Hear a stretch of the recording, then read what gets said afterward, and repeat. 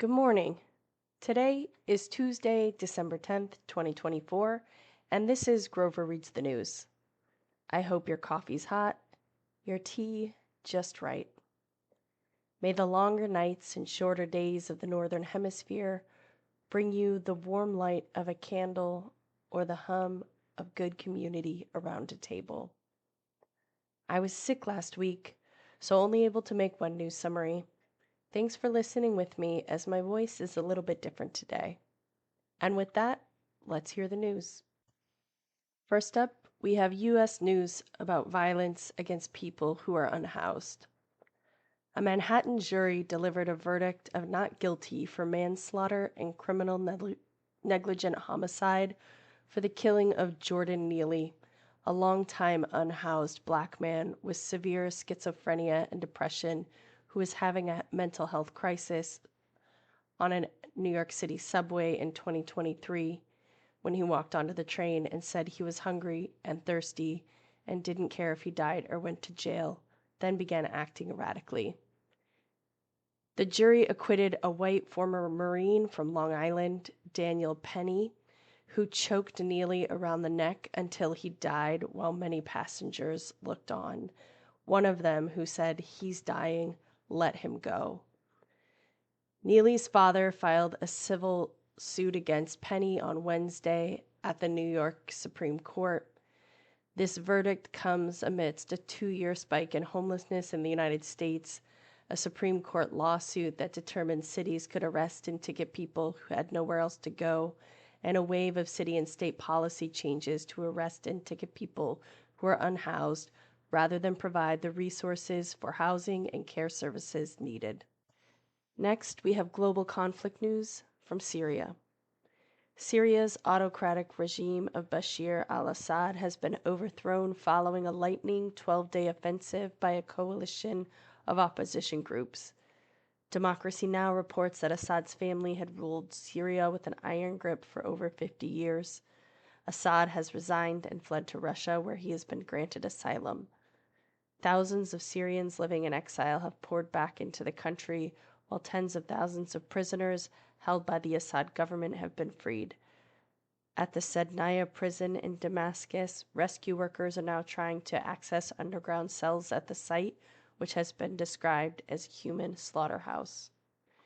Euronews reports the country is currently run by Syria's former Prime Minister, Mohammed Ghazi al-Jalali, who was appointed by the leader of the main opposition rebel group. He will oversee state institutions and ensure the continuity of social services until leadership is handed over. It is unclear how al-Jalali's caretaker capacity will last, but in interviews given to Arabic media, he said he is in contact with the HTS leader to discuss managing the transition period. He also stated that he received assurances that no Syrian will be harmed by the rebel groups or discriminated against on grounds of religious or cultural beliefs, and he called for free and fair elections that give power back to the people. Foreign forces are vying to influence the future of Syria. Many international news outlets report this morning that Israel is advancing ground troops into Syria. Israel has bombed more than 250 targets, and the U.S. has bombed 75 targets that it says are related to ISIS or weapons storage. We have news about global democracy in South Korea.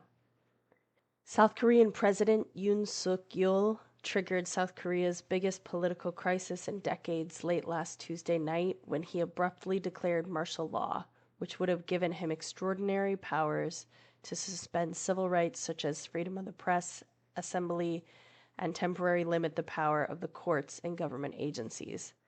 Senior defense and military officials, including the acting defense minister, said they would not obey any order to impose martial law.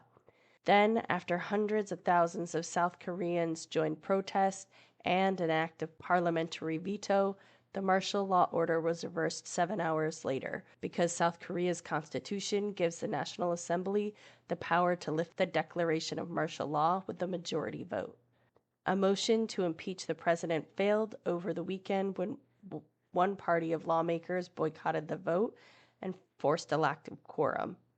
The main opposition Democratic Party which controls the National Assembly, said it would continue impeachment proceedings against Yoon every Saturday until the effort is successful. They plan to introduce another impeachment motion on Thursday and hold a vote on Saturday. At the heart of the protests are allegations of corruption and abuse of power, says Hee-Soo Jang, assistant professor of media law and ethics at the University of Massachusetts Amherst, in a self-published op-ed she released last Tuesday morning. She highlighted the need for context to understand these events, including widespread public criticism of how the president has handled concerns about public safety after a mass trampling event, South Korea's public healthcare system on the brink of collapse, and the lack of accountability within the military. She says, quote, South Korea's struggle is a powerful reminder that democracy is not self-sustaining. It requires active vigilance. The protests and demands for reform exemplify how civil society can confront governance failures. Next up, we have animal news about lemurs and tortoises.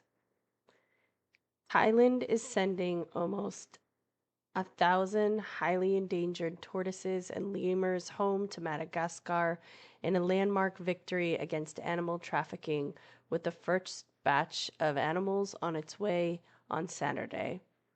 The repatriation is the largest ever between two countries, according to Thai officials. Thai police recovered 1,117 animals, 8 of which had died, during an anti-trafficking operation in the southern Thai province of Chumpon in May. Among them were spider tortoises, radiated tortoises, ring-tailed lemurs, and brown lemurs, all listed among the world's most endangered animals under the Convention of International Trade in Endangered Species of Wild Fauna and Flora. Illegal trades in timber and wildlife have been identified as the second largest threat to Madagascar's rich biodiversity, the group said in a 2023 report.